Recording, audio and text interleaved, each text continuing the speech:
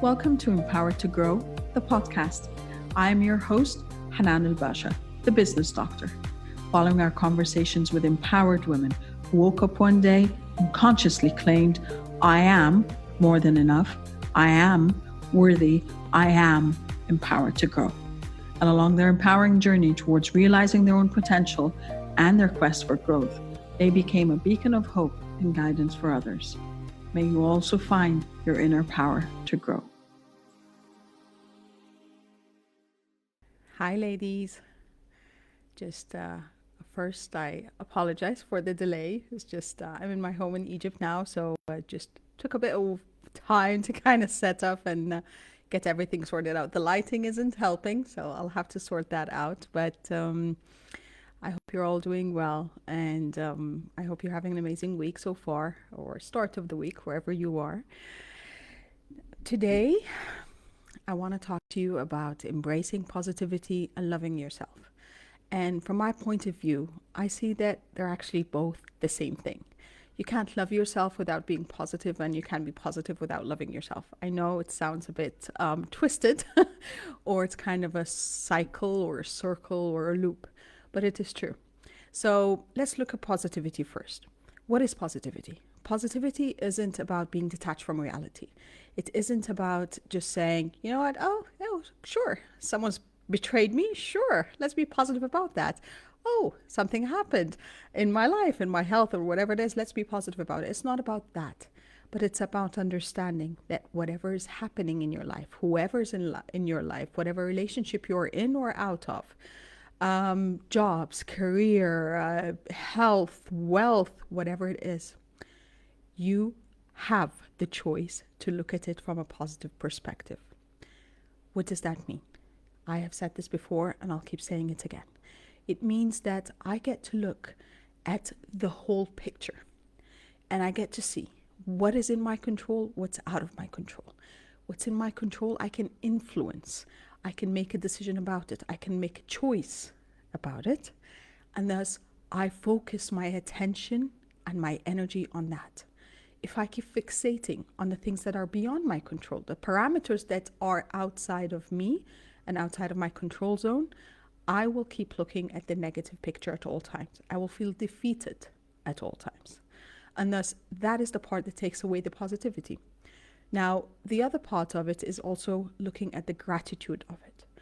I know that we can't be grateful about what we perceive as negative things happening in our life, or as disempowering things that are happening in our life.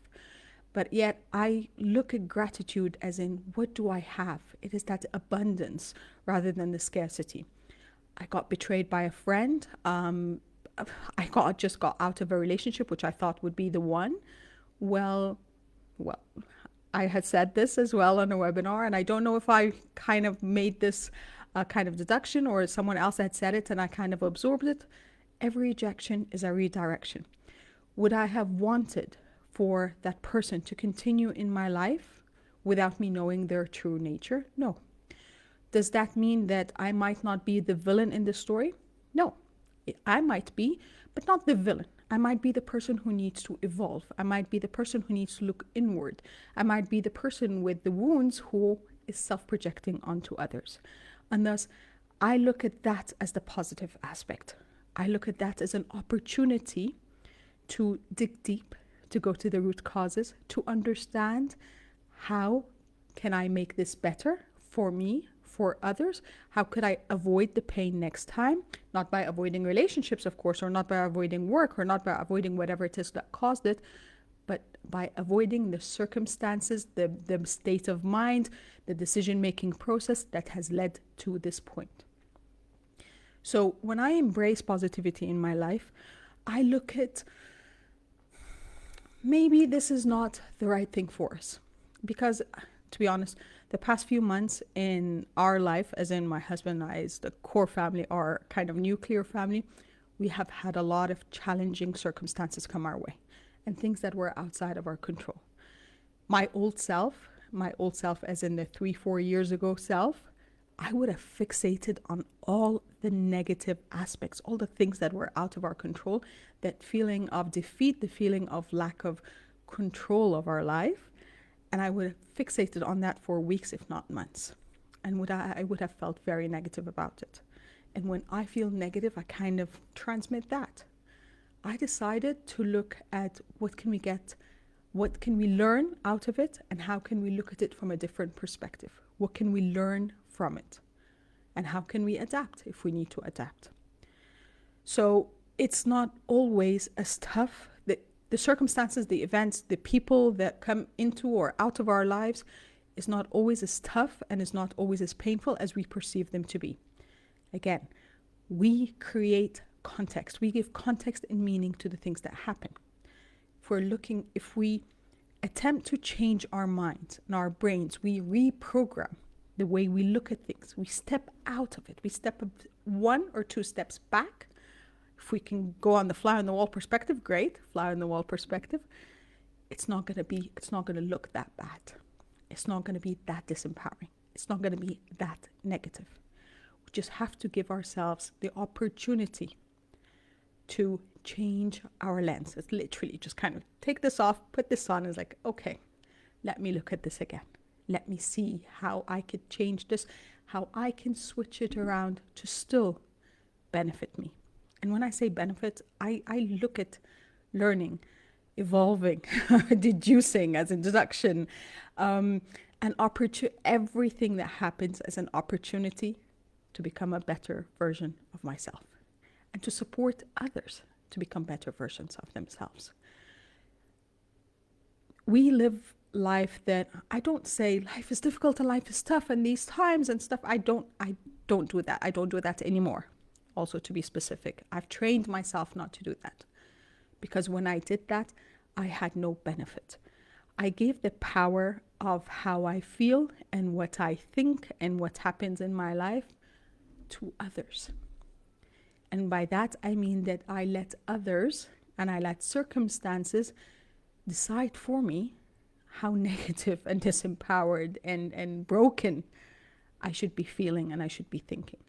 And I will no longer give that opportunity to anyone else.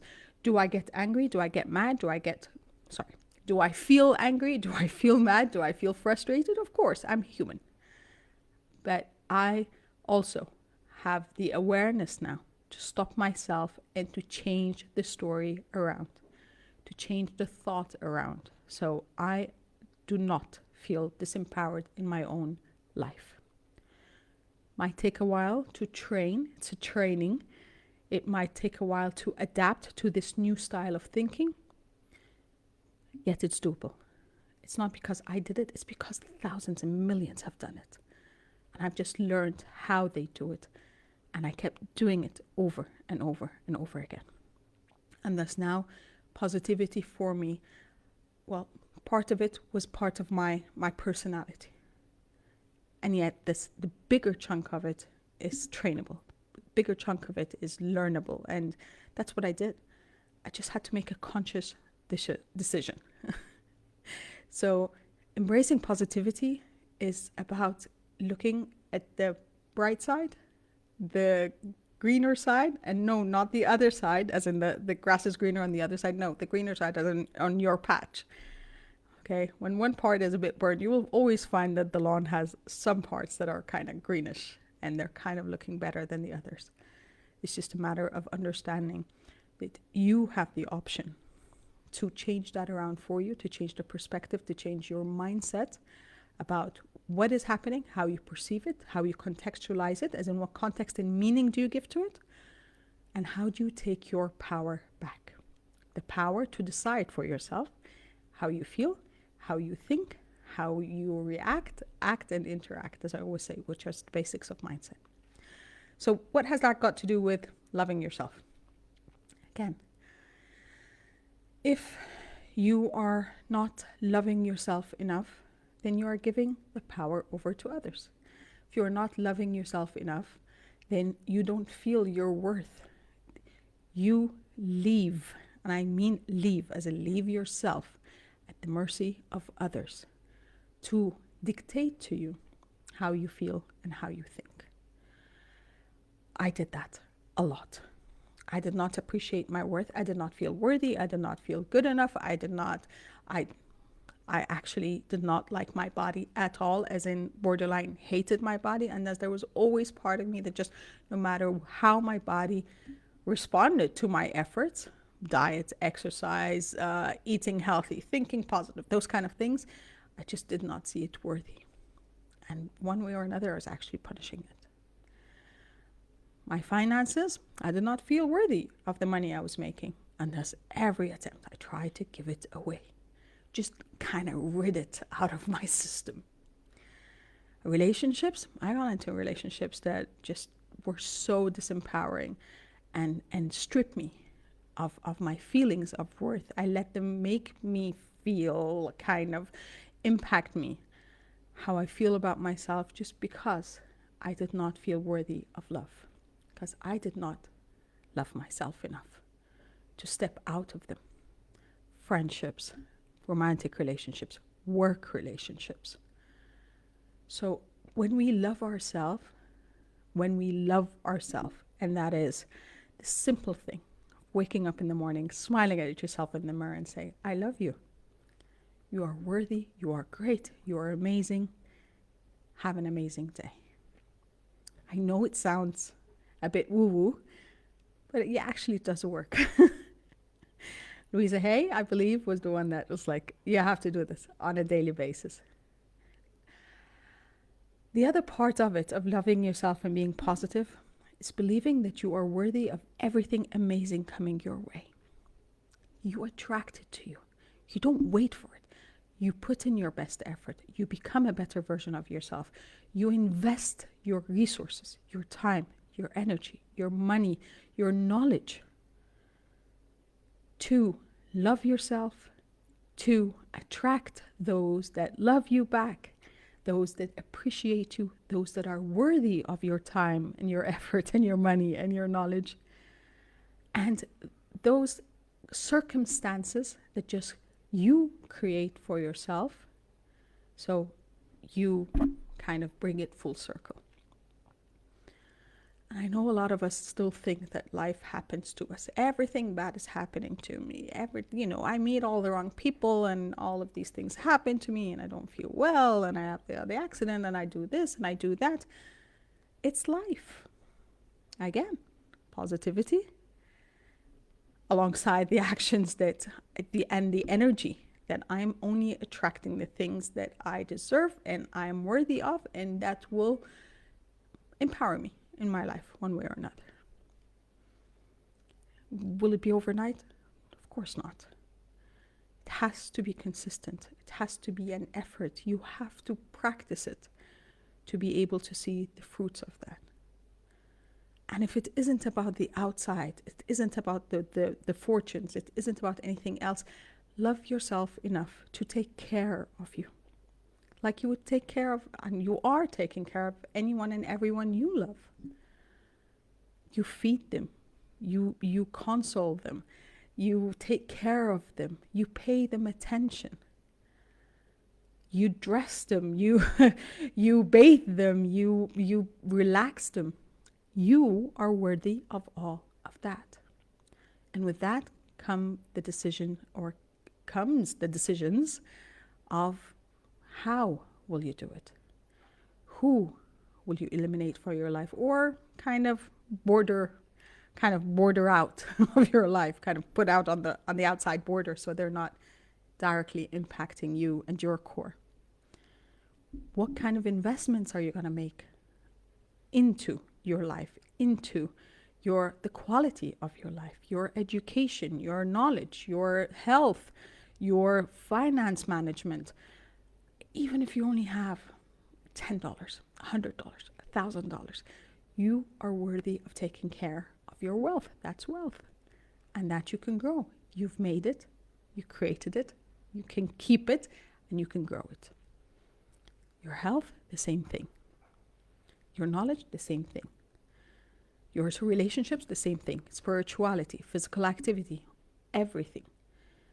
You can love yourself by showing and by proving to yourself that you are worthy of your attention and your focus when it comes to loving yourself. When you embrace positivity, then you see that for you.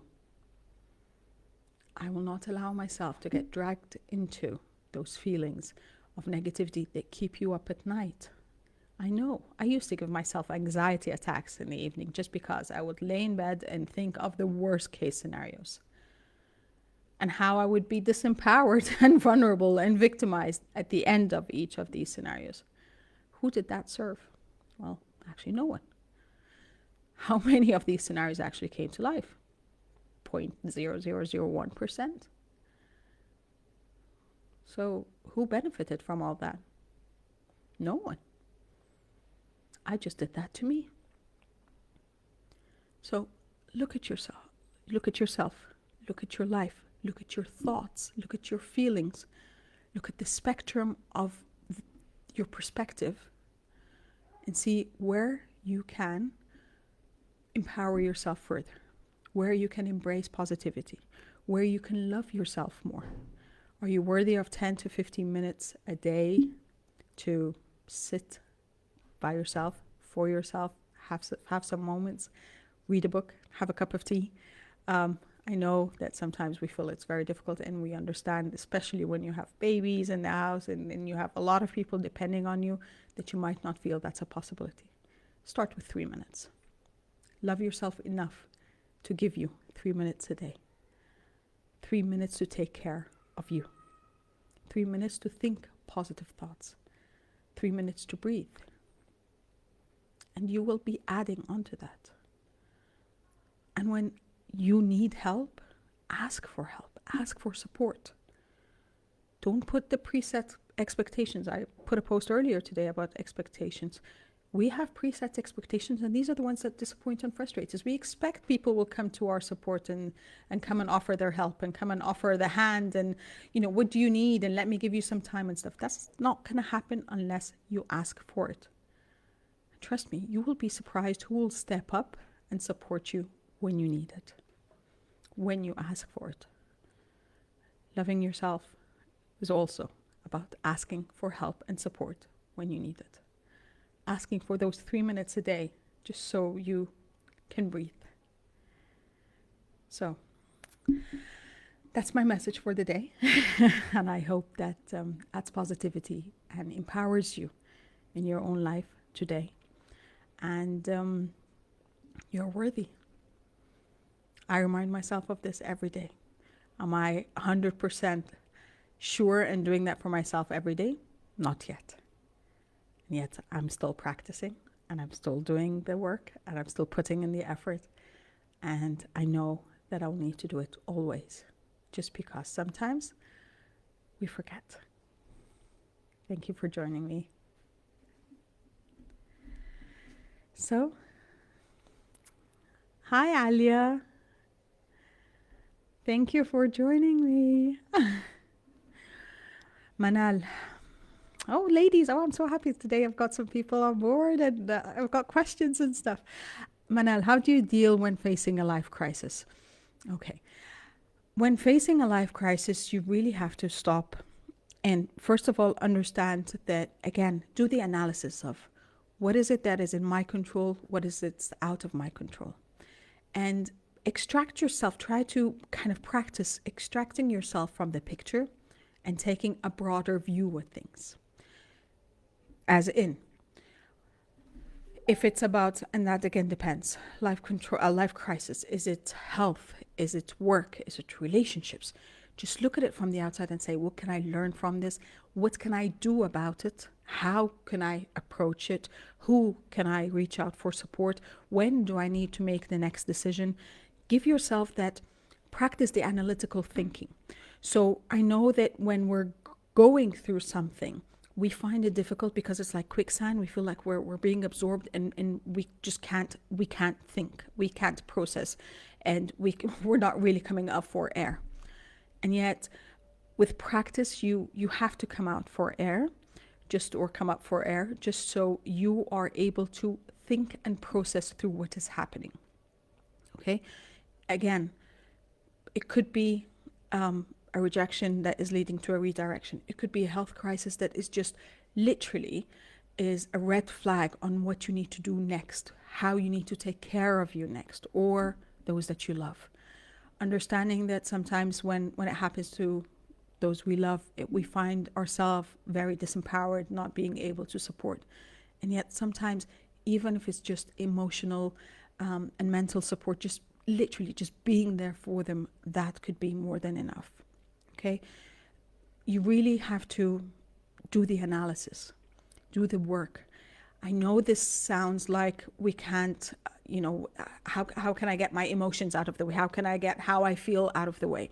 I know sometimes it sounds difficult to do it, but actually it is not that difficult.